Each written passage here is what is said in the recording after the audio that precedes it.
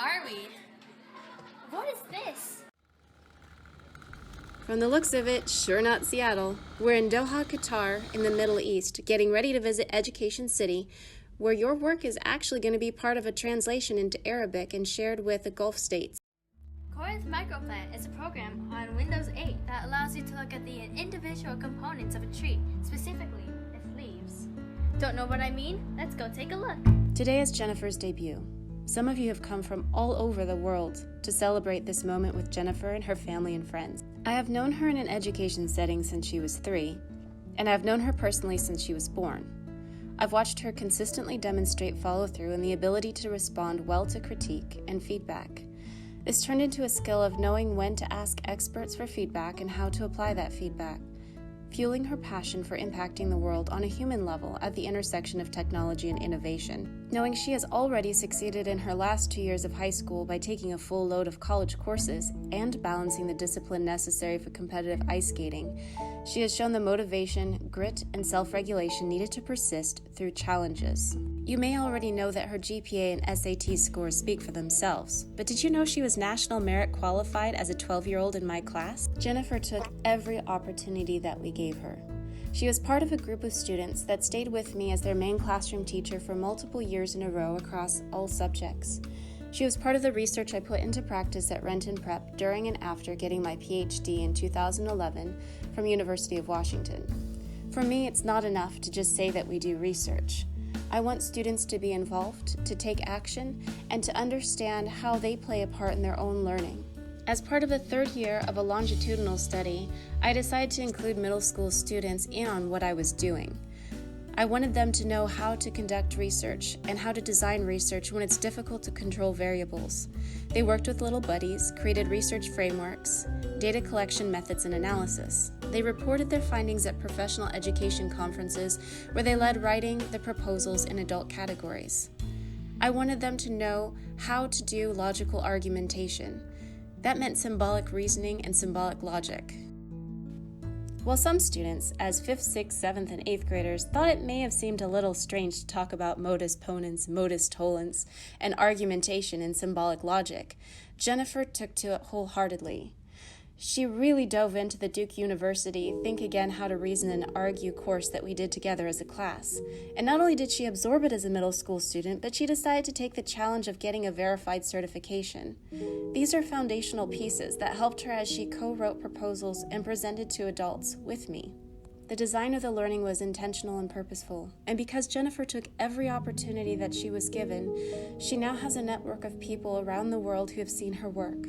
We want them to go beyond the knowledge that they have in the classroom, and so Jennifer wanted to mention something about implicit knowledge. Okay, so what we learn most about is the extraction of implicit and changing it to explicit learning. Implicit learning is when you learn something, but you're not aware that you learned something, and explicit learning is when you're able to say and teach others. So we learn every day how to change implicit learning to explicit learning so we can share with others our knowledge and collaborate with others. It's common for education systems to say you're a math person or a language arts person, you're humanities or you're sciences, but you can't do both. Our school wanted to encourage kids to see the intersection of all these different domains and not just do something because that's the way it's always been done. So not only did she jump into symbolic logic, but she became an excellent choreographer. Not only did she work with computers that don't know how to respond like humans, but she knew how to teach younger kids and little buddies as well as adults. As part of creating tutorials, just like that Corinth Microplant video, it became the first step to global connections. And little did she know that by contributing to the work that she had the opportunity, her words are now going to be published in Arabic and in Chinese, in Hebrew, and multiple other languages. Because of staying in contact across time, even after graduating Renton Prep, Jennifer jumped at the chance of contributing to a new book that was published last December. Because of that, less than a year later, her words are now going to reach educators and schools across the world. It's already been presented in Taiwan and Croatia to a group from Sweden, and now it's going to be published in Hebrew in Israel, in Arabic for the Gulf states, and in Chinese, specifically to be released in Taiwan in September. And because she took the challenge to join me to present at New York Academy of Sciences for Scientific American STEM Summit with Macmillan, they were impressed with the breadth and depth of what she had to offer. And so we were both asked back to speak a second time.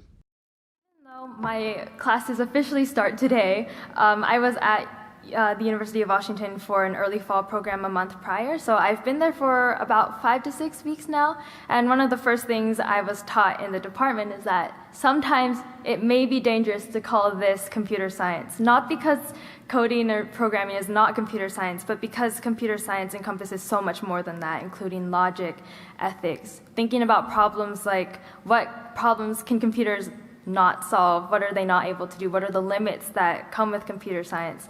And those are the kinds of questions that personally I think are the most interesting. And so when we teach kids how to code, maybe sometimes it's better to also include the kinds of problems that you may not expect them to be able to answer. And so just getting kids to think about kind of those problems that we consider deep or hard, those are the questions they're going to have to answer soon. And when we talk about the future of the workforce, what will education for preparing students to deal with those problems look like now? How many people can say that they're a published author and have spoken at New York Academy of Sciences for Scientific American twice before the age of 18? And, they're like, basic quantum properties don't make sense. I mean, like in a classical sense. And I think that's what drew me to it because I was so attracted to like these paradoxes and these logic puzzles that like I was determined to make sense out of this thing. And like every time I learn something new about quantum mechanics, it just gets weirder and weirder, and I get more attracted to it.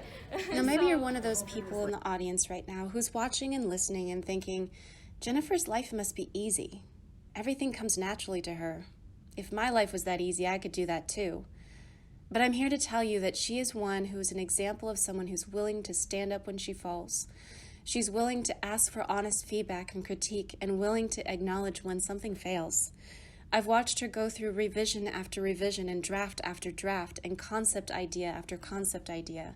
I've watched her grapple through difficult concepts, work in messy spaces, and take each one of those challenges provided to her with grace and integrity. Where some people will try to put others down to lift themselves up, she complimented others. She upheld people and she lifted them up too.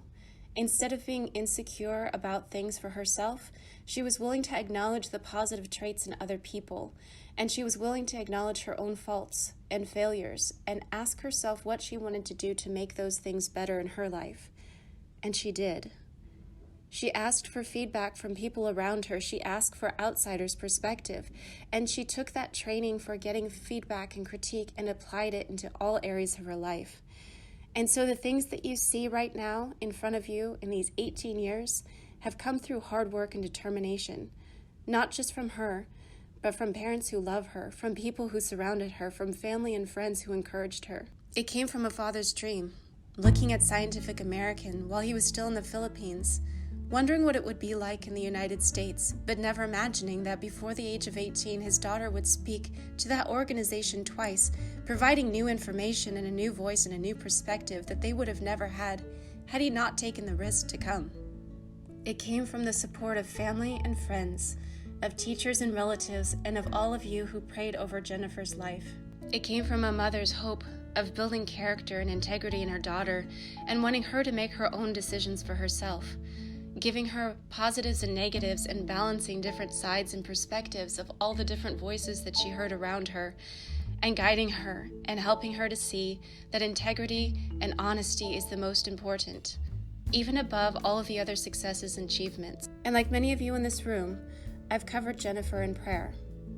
Little did Maria know when she gave me a journal back in 2007 that I would use it as a prayer journal, and many of those prayers for Jennifer's life are written in ink, just as they are for so many of my other students.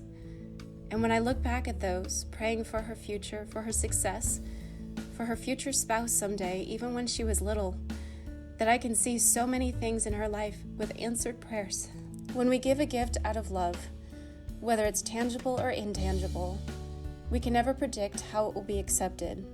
Our job is to give that gift. Whether someone accepts it or rejects it, pushes it aside or leaves it, or takes it fully on with the love that it was intended and uses it powerfully for good to amplify that gift, we don't know. But our job is to give that gift, even though it can feel vulnerable and risky, and to know that whatever we place in that person's hands will be taken and used in a way that they choose. Little did Maria know when she gave me that journal years ago how it would be amplified and how it would be used for prayers over so many people's lives. And so today, on Jennifer's 18th birthday debut, our family presents Jennifer with a journal. This is a beautiful reflection of the love God has given to us through his son Jesus. We can choose to accept or reject that gift. We can choose to live our life as if it was never given or offered in the first place, or we can take it and amplify it.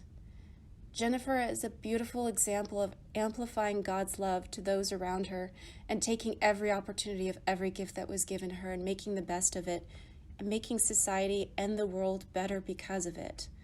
It doesn't mean it's easy, but it means she's willing to put that work in, to make her life count for everything, to make her life a blessing to others around her, and to impact the world for a positive good. Little did Maria know when she presented me with that journal how it would impact my life. Happy birthday from Doha, Jennifer. We wish we could be there with you right now, but we want you to know how proud we are of you and everything that you've accomplished.